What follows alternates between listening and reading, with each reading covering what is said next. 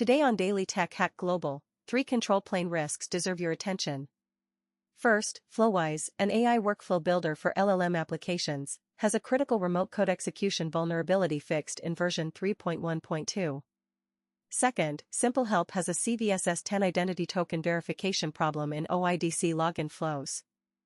Third, Red Hat Migration Planner, STACKIT Cloud APIs, and SAP NetWeaver all show the same defensive lesson: authenticated access is not enough if authorization checks and token boundaries fail. Here is the main takeaway before we go story by story. Modern companies are pushing AI agents, remote support, cloud migration, and identity systems into daily operations. Those tools are powerful because they connect to servers, secrets, service accounts, and administrators. That also means a bug in one of those tools can have a much bigger blast radius than a normal application bug. The practical security question is not just, quote, do we have a patch? It is, which control planes can touch production, which tokens can they read, and who can trigger automation inside them.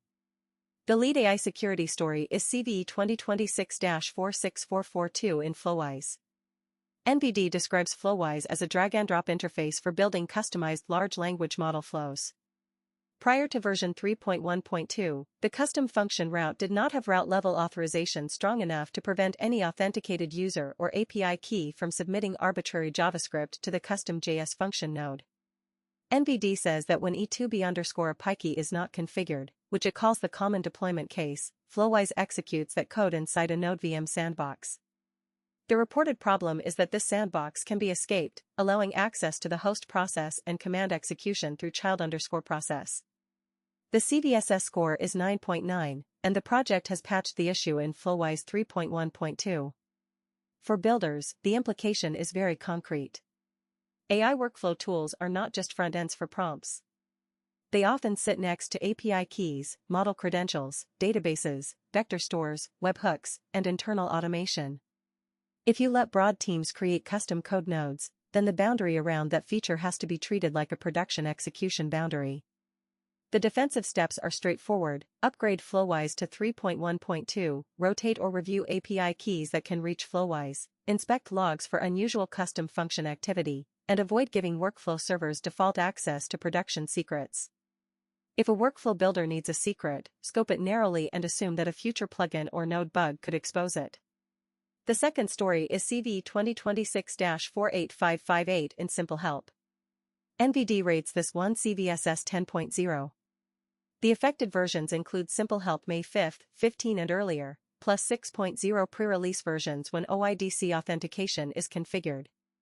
According to the NBD summary, identity tokens submitted during login may be accepted without verifying the cryptographic signature.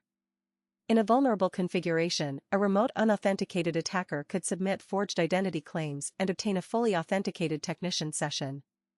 NBD also notes that in some configurations, this may bypass multi-factor authentication. This matters because remote support platforms are trusted by design.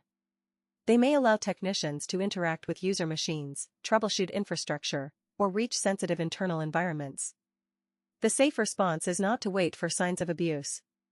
Apply SimpleHelp's security update, check whether OIDC is enabled, verify that token signature validation is configured correctly after the update, and review recent technician sessions for unexpected identities, unusual locations, or odd access times. If your remote support tool integrates with SSO, treat the SSO configuration as part of your attack surface, not just a convenience feature. The third and fourth stories are paired Red Hat Migration Planner issues, CVE 2026-53470 and CVE 2026-53469. For CVE 2026-53470, NBD says an authenticated attacker could exploit improper access control in an image URL endpoint, bypass an ownership check, and obtain pre-signed S3 URLs for other users' open virtual appliance images. Those images may contain sensitive information such as long-lived agent JSON web tokens and source configurations. The CVSS score is 9.6. CVE 2026-53469 is a CVSS 9.1 authorization issue where an authenticated user could send a destructive request to a source's route that lacks proper authorization and filtering, risking deletion of customer data including sources, agents, and assessments. The broader lesson is about migration tooling. Moving workloads is not just a file transfer problem. Migration platforms often know where your systems live, what agents connect to them, what assessments were run, and which credentials make the move possible. Pre-signed URLs, agent JWTs, and destructive API routes should be protected with strict object ownership checks and least privileged service accounts.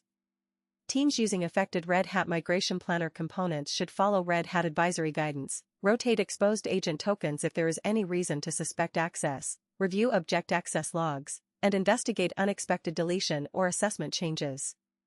The fifth story is CVE 2026-39910 in the STACKIT IS API. NBD describes a missing authorization check that could allow authenticated low-privileged attackers to escalate privileges by attaching arbitrary service accounts to virtual machines they control. The NBD summary says attackers could then query the instance metadata service to retrieve OAuth2 tokens, bypass tenant boundaries, and gain unauthorized control over an organization environment. The CVSS score is 9.8. For cloud teams, this is a familiar pattern. Service account attachment is not an administrative detail. It is effectively a privilege grant. Review advisory guidance, inspect recent service account attachment events, and rotate credentials if exposure is plausible. The final item is CVE 2026-44748 in SAP NetWeaver Application Server ABAP and ABAP Platform.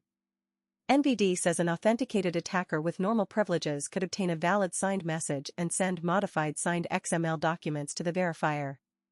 That may lead to accepted tampered identity information, unauthorized access to sensitive user data, and disruption of normal usage. The CVSS score is 9.9. The defensive action is to follow SAP Security Patch Day guidance and monitor identity-related events around affected systems.